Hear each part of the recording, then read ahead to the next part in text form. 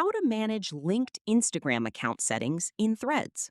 Here's how to access those settings on your iPhone. First, open the Threads app on your iPhone.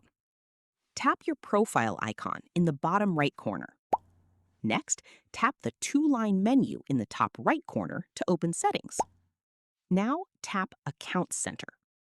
Here, you can manage the Instagram account that's linked to your Threads profile.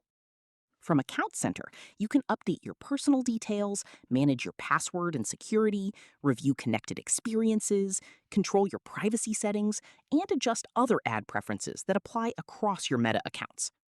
Any changes you make here will also apply to your linked Instagram account, where applicable. Once you've finished, simply tap the back button to return to Threads. And that's it. You've successfully accessed and managed your linked Instagram account settings from the Threads app on your iPhone. Thanks for watching. If this tutorial helped, don't forget to like the video and subscribe for more iPhone tips, tricks, and social media tutorials.